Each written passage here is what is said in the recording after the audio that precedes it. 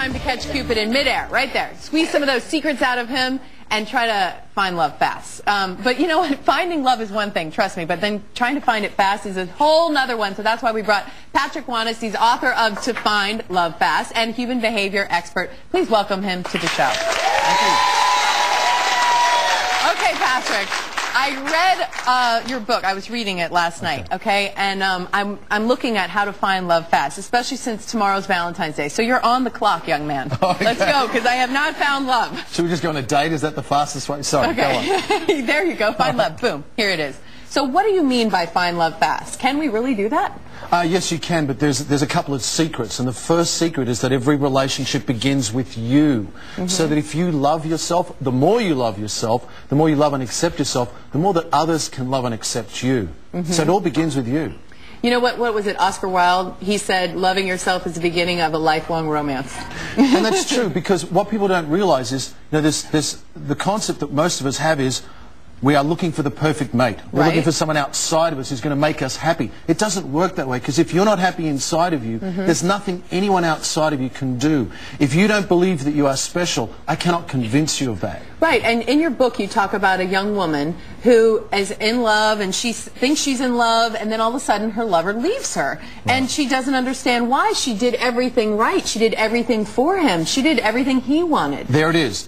She did everything he wanted. If you do everything that someone else wants, that means you're not being true to yourself. If you're not true to yourself, you're not valuing and respecting yourself, and guess what? The other person's going to treat you the same way. Right. Because every one of us, whether we're a man or a woman, we want to be with a partner who's clear about what they want, respects themselves, loves themselves, and values themselves, because then we give them the same value. The same value. We teach other people how to treat us by the way that we treat ourselves. If I respect myself, I'm not going to allow you to disrespect me a second time. Right. You'll do it once, but you won't do it a second time. Yeah, fool me once, right? Yeah. Okay, now, we went around Houston and we wanted people to be able to ask you questions. So let's take a listen to the first one. Oh, Patrick, I have a good one for you. I often find myself trying to please everyone else. How can I change? That's a great question, and it's the challenge that we all face. We are 90% of the time wasting our time, energy, and effort trying to seek the approval of other people so we can approve of ourselves. We're trying to please others so that we'll like ourselves. But isn't that how we get them in the relationship first? I mean, you have to be somewhat pleasing and somewhat, you know, amenable to what they need. Did you notice what you just said? That we start the relationship off trying to please the other person. Therefore, we're not being real. Right. The idea is not to be false and put a mask on and do whatever is necessary for me to win you over and then go, okay, now I'll show you who I really am. But all the 50s movies told us to do that, like How to Marry a Millionaire, you know, with Lauren Bacall, and they go, you know, they would change, they would find out what the men liked, and then they would find out what wine they liked and what food they liked, and then they would go out to dinner with them, and the man would think, wow, this woman is the perfect match for me. And there's the problem, that we've listened to what other people have told us about how we're supposed to respond in relationships, and we have to do whatever's necessary to win the person. Once we've won the person, then we'll change them. Right. No, that's and it not doesn't work that way. So again, it comes back to the point of understanding that you have to love and accept yourself. And if you don't love yourself, then the kind of love you're going to give out is a needy love. Ooh, not good. Needy is not good. And the reason it's not good is because what you're saying is, I'll love you if you love me back. And that's not unconditional. Not only is it not unconditional, but I really don't love you. All I'm asking for is, please convince me that I'm lovable. Please just give me love, and I'll do whatever is necessary to get that love, and you're going to get tired of it. Yes. So another question from another viewer, because we got to move on a little bit, but this one was a good one. I actually like this one. Let's take a listen. Ooh, Patrick, I got one for you. How do I overcome the fear of rejection?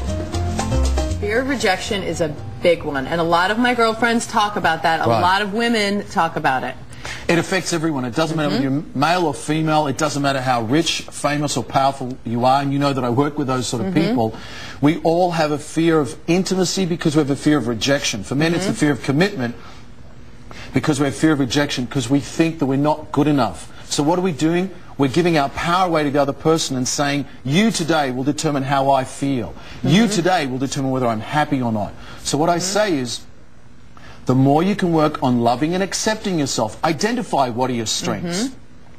Identify what are your weaknesses and limitations. Improve on those and build on your strengths and weaknesses so that you understand when people are talking to you, it's not always about you. They're talking from their own issues and their own insecurities. That's a very hard thing. I read in your book that you said that we have to sit down and decide what our strengths are and not who we are based on our job, but who we are based on our strengths. So and not our saying, inequalities. Right, not saying, oh, my strength is that I'm creative at work, I think on my feet or at work, or, you know, but or how you are with your children. Because if you don't work, you know, you think you are defined by your children. So you really have to think about your inner strength. What a great point you've made, because it's all about who are you and what makes you special. Because when you can see the good in you, others will see the good in you, and you'll see the good in others. So identify who are you? You're not the job, you're not the car, you're not the house. So at home, they're sitting there saying, okay, how do I identify? Just give me 3 examples of what you would look at for you. You'd say you're this, or you write these on a list. What would you look for? Yeah, in my book I have an exercise which is basically saying, who is Whitney, for example? Who is Patrick? And we'll start writing out all of your qualities. Okay. If you start noticing that you're writing out possessions, you know, cars and jobs and money, that's not who you are. That might be a part of you. Right. You might be kind, loving, sweet, funny, romantic. They're your inner qualities. That's the things that don't change. That's the things that can't be bought by money. That's the real thing you're going to offer someone.